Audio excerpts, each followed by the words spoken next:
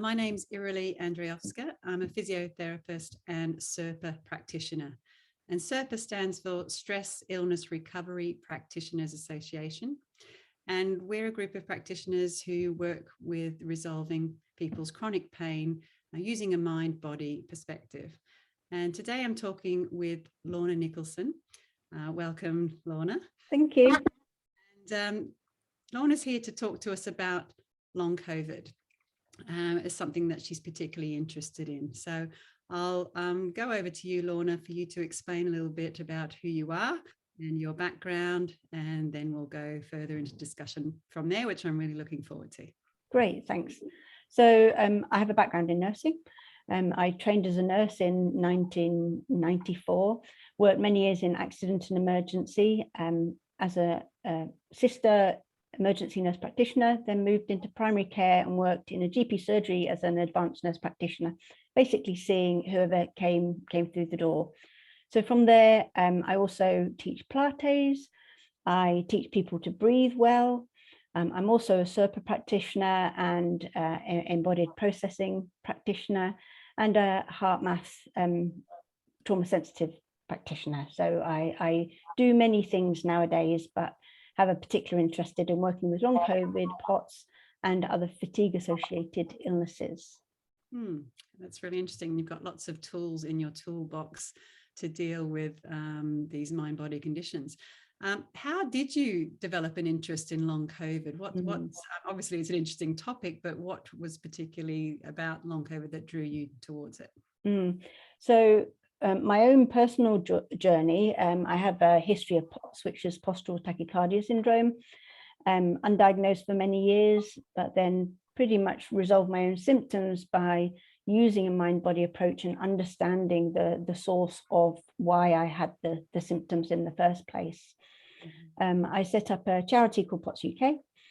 And because of my interest in POTS and involvement with POTS, people started coming to me who I, on investigating and taking a bit of a history, realized that actually they had long COVID symptoms.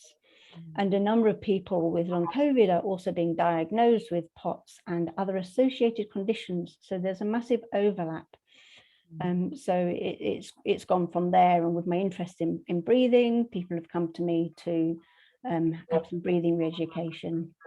Yeah, really. So it seems like it's a bit of a vague topic, long COVID, and it's very different from everybody's experience of it.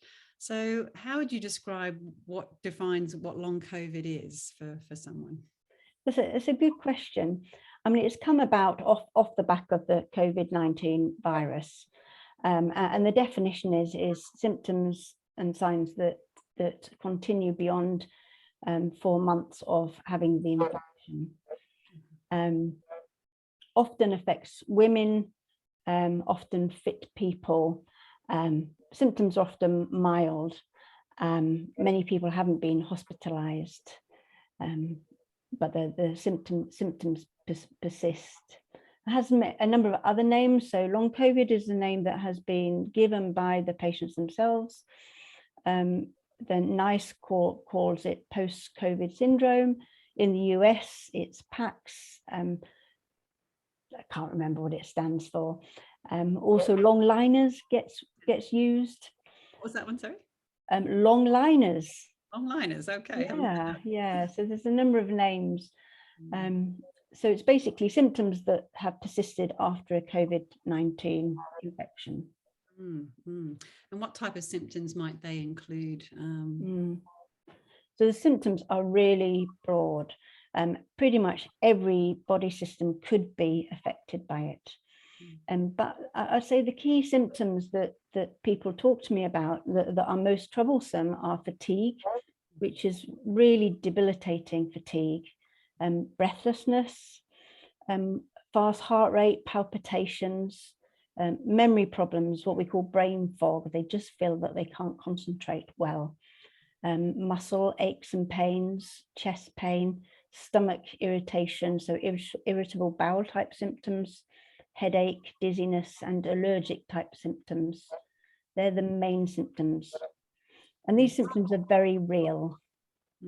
Yes, and very distressing with the nature of them all, of course. Totally. And how does the medical profession explain the reason for these symptoms in these patients? So a number of these patients have they've been investigated, and there are certain diagnoses that have been given to them. So one of them is POTS, which is postural tachycardia syndrome.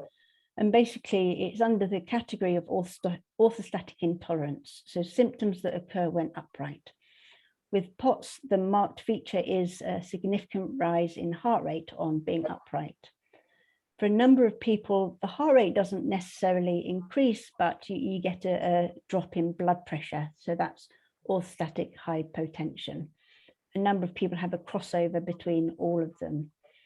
There's also something called inappropriate sinus tachycardia, which sits under the same umbrella, which basically is a persistent fast heart rate that could be there on rest. It's not necessarily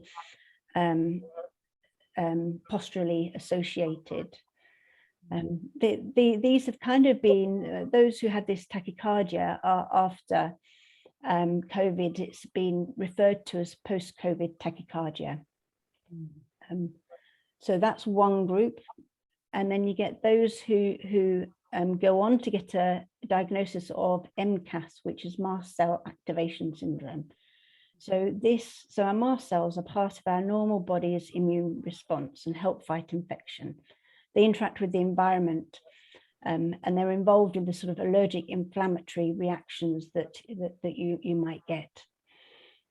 And when they're activated, they release chemicals such as histamine, which creates the symptoms that we commonly associate with allergies. So people become very sensitive to their environment and chemicals. So some people get this sort of post-viral fatigue diagnosis, very similar to ME/CFS.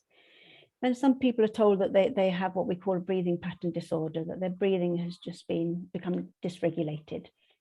So it seems like there's lots of different types of symptoms with lots of different labels and lots of different biomedical diagnoses.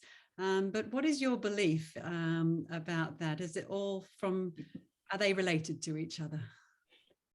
Yes, totally. I think the immune system and the autonomic nervous system are so interlinked. So one of the sort of cause that has been suggested for this whole umbrella is this autonomic dysfunction, also known as dysautonomia. And in that, it's the autonomic dysfunction as well as the immune system is not functioning properly. So the two are very much interlinked. So with the autonomic nervous system, it controls all our unseen body functions, so heart rate, blood pressure, our breathing, our bowels, sweating. So that system goes wrong, and again, the immune system, it's just not functioning as what it could do. Yes, and I assume pain can be one of the symptoms as well that can be experienced as part of these syndromes. It is, but pain, I would say, is not a predominant one from the people that I've come across. But interestingly, you say that a number of people I've worked with, they have a history of pain syndromes. So they've had back pain in the past, or they've had a history of fibromyalgia, or some of the other things that people have had. They've had post-viral fatigue syndrome in the past. They've had an ME diagnosis.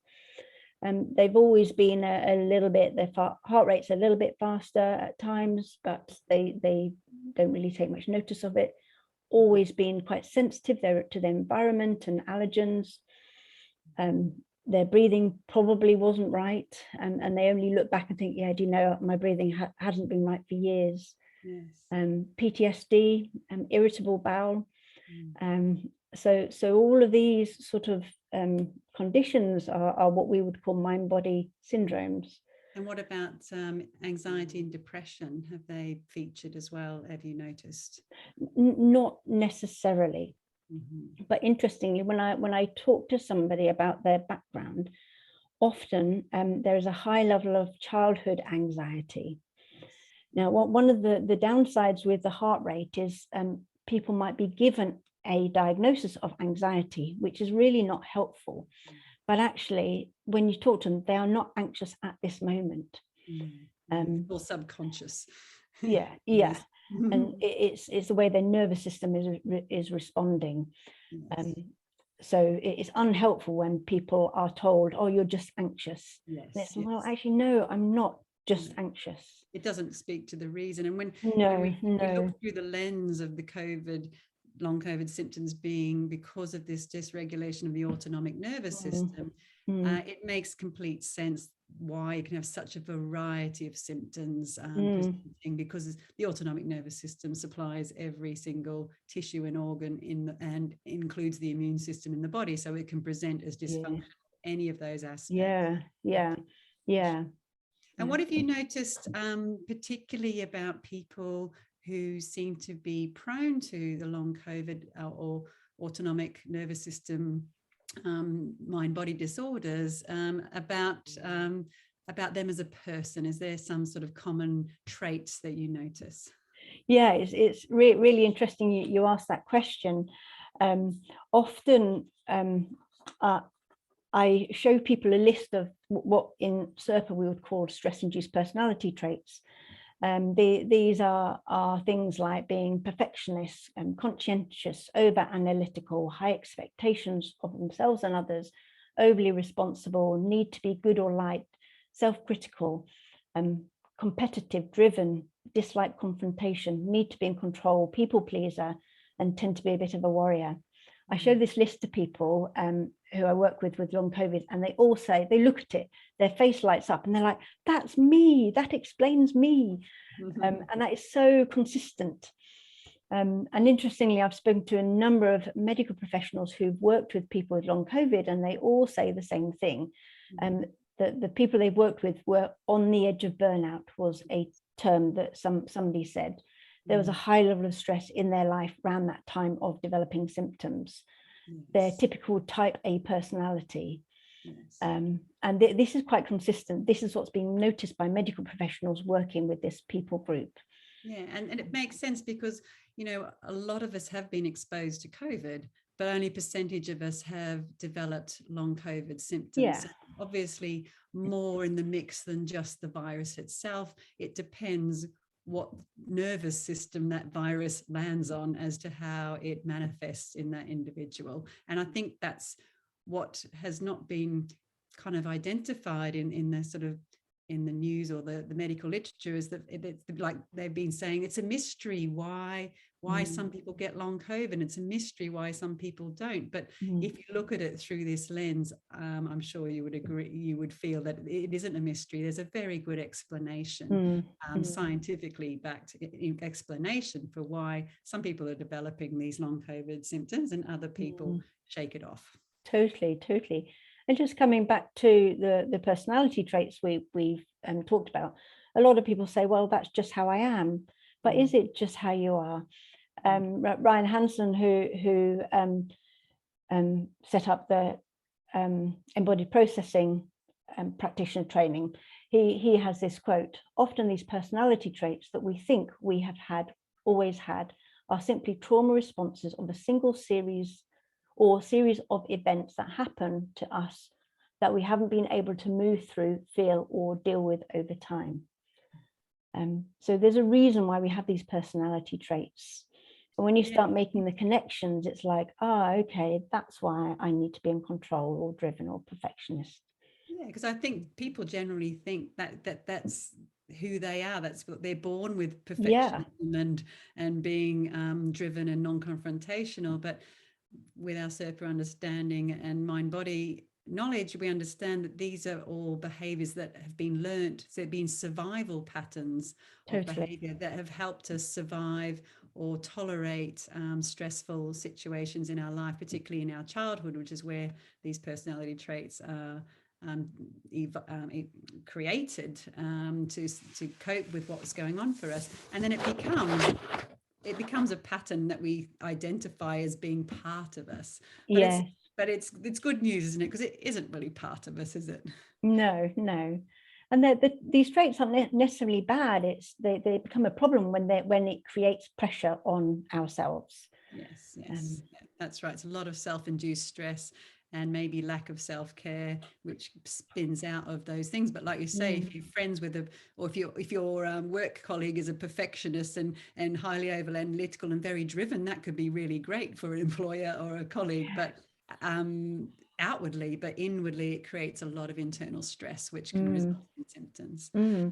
So did you want to explain a little bit more about what's going on in the nervous system, which helps people understand why these symptoms are arising and what's actually going on? Yeah, so we'll just go back to the nervous system. So we've got our autonomic nervous system, which is in charge of all our unseen body functions. And the autonomic nervous system kind of goes into two branches. So you've got the sympathetic nervous system, which is our fight, flight, responding to perceived or real threats. I say perceived because sometimes the threat isn't there anymore, but our body is still in this fight, flight response. And then you've got another branch to the parasympathetic. Now, the vagus nerve, which is often talked about, is the nerve. It wanders around the body and is the driver for the parasympathetic nervous system. Now, the parasympathetic nervous system can be split into, has two further branches. So you've got the rest and digest, restore, repair, when everything is settled. But then it also can go into this sort of the other end, this freeze, immobility type response. So we want our system to be regulated. All of these, the parasympathetic is there for a reason, the sympathetic is there for a reason, but if we're stuck in a certain state, that can be unhelpful. I'm just going to bring up a picture, which we will just then explore this a little bit further in terms of what's going on with the nervous system. So this is the polyvagal theory. This is created by Stephen Porges, and it's quite useful to understand these nervous system states. So just thinking about this green zone, I call it the green zone. So when our social engagement zone. So this is a parasympathetic state. We're calm, connected, settled, grounded, curious, open, compassionate, mindful, in the present.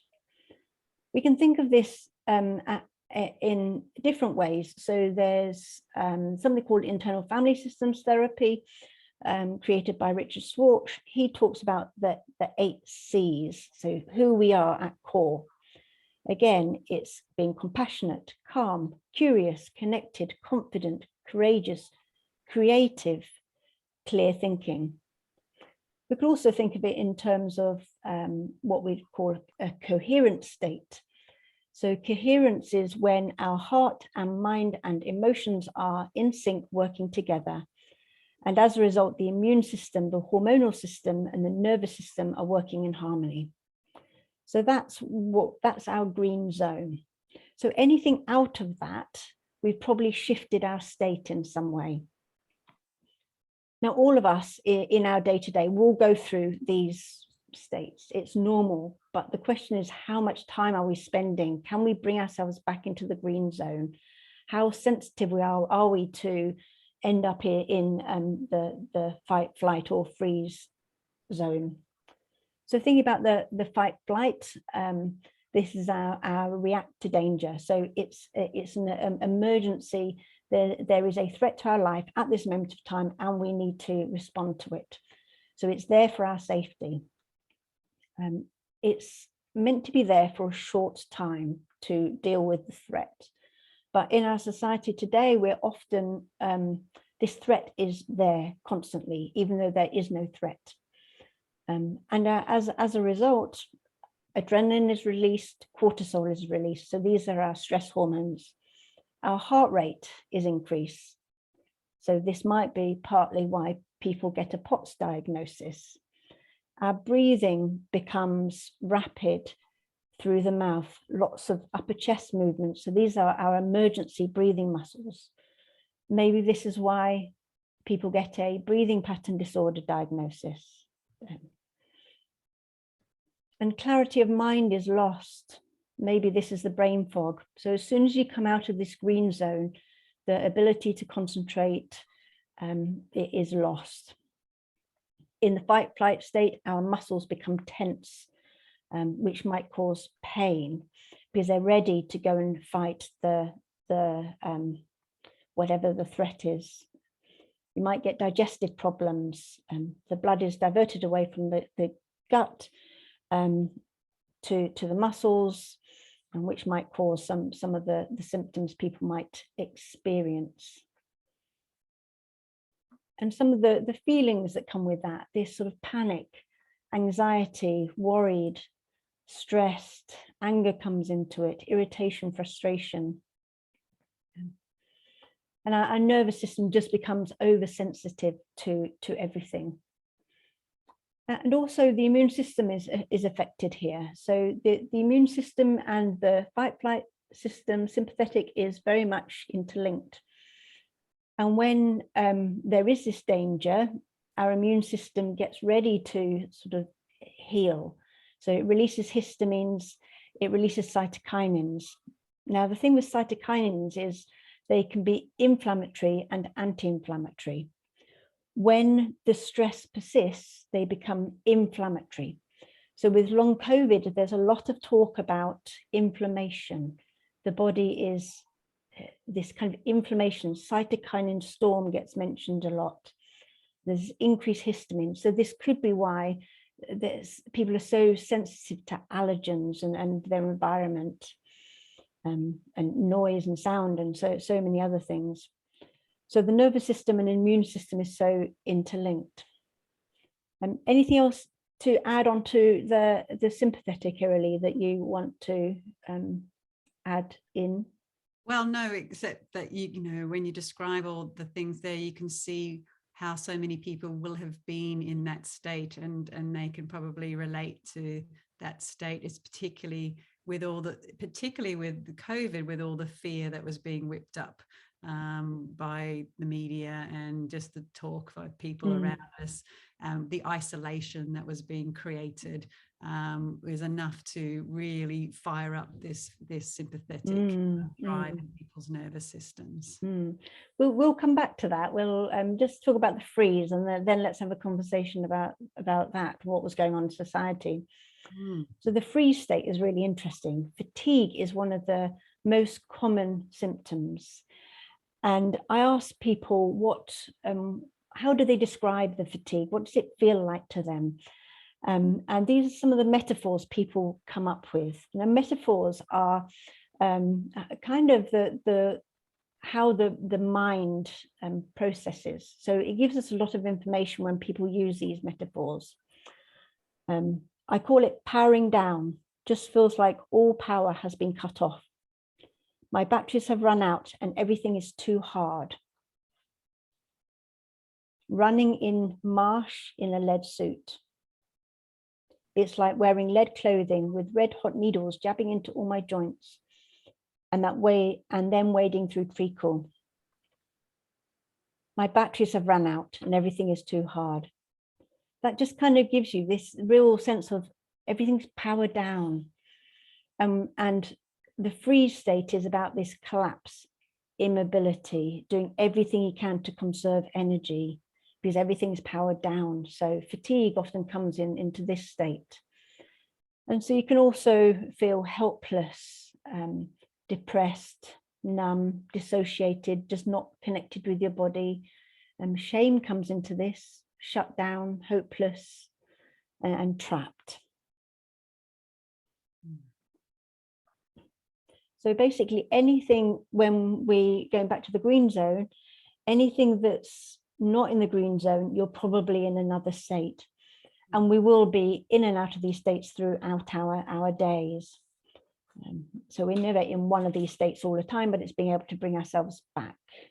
Let me stop sharing this. Something that animals experience as well, isn't it? These yes, survival states. It's not just a human experience, except that humans get stuck in the survival response, whereas animals move through those states. Yeah. We've learned a lot from animals and how they respond and how we get stuck. So it'd be good to think about, well, why is all of this going on? So I was thinking about, I mean, in SIRPA, we talk about, you've got your current life stresses. What is going on in your life at this moment of time? What are your current pressures? That's going to influence. And you've got your personality traits that we've talked about. And then you've got things that have happened in your past. And all of them are going to have an influence on your nervous system. And the first thing what Irralee was started to talk about earlier was this sort of societal fear that came about with COVID. We were told March 2020, the message was put out there to go home, stay at home. And it was just a message of fear. Everybody was terrified. We just thought, if we step out our door, we're going to die. That's what was going on in our society at the time. People watched the news, they counted numbers, driving them further into fear state. We avoided each other, wearing a mask just to hide, because that's what we were told to do. Listening out for the next bit of news, the next rules that are going to change, trying to get your head around that. Massive pressure, massive stress. Many people who had COVID in the early days they really struggled with their breathing. They sought medical attention, but many should have been in hospital. They were told to stay at home. The fear of that is just incredible. And this is what we call a collective trauma. We've lived through this collective trauma. So that is going to have a massive impact on our nervous system. Anything else you want to add to that, Irralee? No, I think you've covered that pretty clearly about, just how many influences. Everyone around us was scared, and it was because of the unknown factor, because our nervous systems don't like not knowing. And in the beginning and still throughout, there's been a lot of unknown about COVID and how it is really going to affect us. And that uncertainty has added to the fear. Totally. So that is a massive thing to consider with why people might have developed ongoing symptoms. And when we think of trauma is quite most people would say, no, I've not had any trauma in my life, because we think of trauma as the big traumas, the really bad things that happen to people. But the definition of trauma is anything that overwhelms our ability to cope. Another definition by Peter Levine is trauma is about loss of connection to yourself, to our bodies, to our families, to others, and to the world around us. And all of us have experienced trauma in some way in our life. And the impact of childhood trauma, trauma leaves a sort of imprint in the nervous system.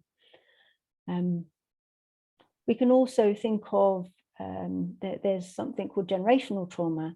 So while your mother was pregnant with you, your mother's nervous system state will influence you. So you might have been born with a nervous system that's already sensitive. You might have had some birth trauma, which you will not have any conscious recollection of, but that will influence your nervous system. Anything that happens in particularly the early years will influence your nervous system. But we only become conscious of our memories from the age of between 2 and 3. So things can happen that you just don't know about. So often people I work with, they say, oh yeah, I've had a really wonderful childhood, but maybe there's something from the past that is not even conscious, which might have affected the nervous system. Yes. And then it makes sense that if we can understand what set point our nervous system's operating from, as it's operating from a sense of fear already, and then we get a new fear on top with the COVID, that's what can tip us into overwhelm and developing symptoms. Exactly. Equally, we can have all these traumas and experiences in life, and if they're resolved, if there's something that's that you can have resolution of them, so that you don't remain in this nervous system state, working with someone. So it's not a case that you have to change your past, but definitely have to, if you want to be free from symptoms, work through the impacts of that to change those patterns. To wrap up for the video today, Lorna, we'll need to do another video about what to do about all of this, of course.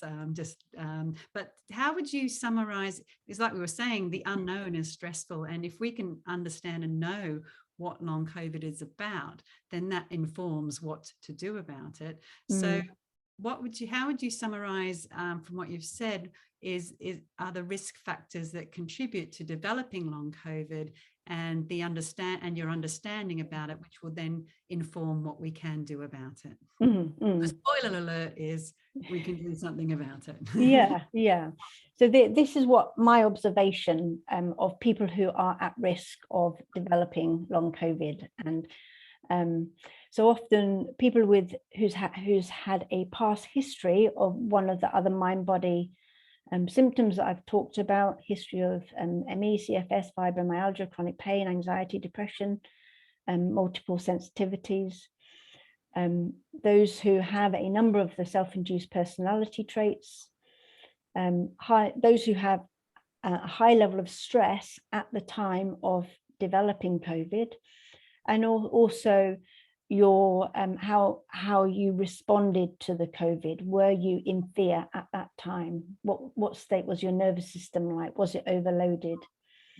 And if you have unresolved trauma from childhood that hasn't been dealt with, and that may be subconscious, you might not be aware of that. So all of those factors would put you at a higher risk of developing long COVID and other associated conditions. Yes, and I guess you come to that list because of your you noticing these trends, not just you, but other medical professions have noticed these trends, these common factors which link people together. When you view their view what they're experiencing through the state of their nervous system. Totally. And I notice it in terms of even how people have commented on how they've responded to receiving the vaccine. So how they responded for the first vaccine compared to maybe the second one, they can have very different experiences, and they're trying to make sense of that. But if you look at it through the lens of, well, what state was your nervous system in during the first vaccine versus the second one? And if in the moment, in that particular day when you had the vaccine, you were in a much more sympathetic or freeze state when you had the vaccine, it's going to affect your immune response to that vaccine, and therefore create different symptoms to a time when maybe you weren't as activated, for example. Did you found that as well? Yeah, absolutely. And that starts to come on to beliefs and fear, and some of the things that could be challenged in terms of how do you manage this? What can you do to help yourself and get out of this and change your nervous system? Well, with this great starting point of understanding it through that autonomic nervous system lens, and understanding the risk factors and common factors amongst people suffering with long COVID, we will meet again for another chat about, with this knowledge and understanding, what can therefore be done to resolve these symptoms for people. Thank you, Irralee, and we'll have a chat next time. Yeah, I look forward to that side of things to come. Thank you, Lorna.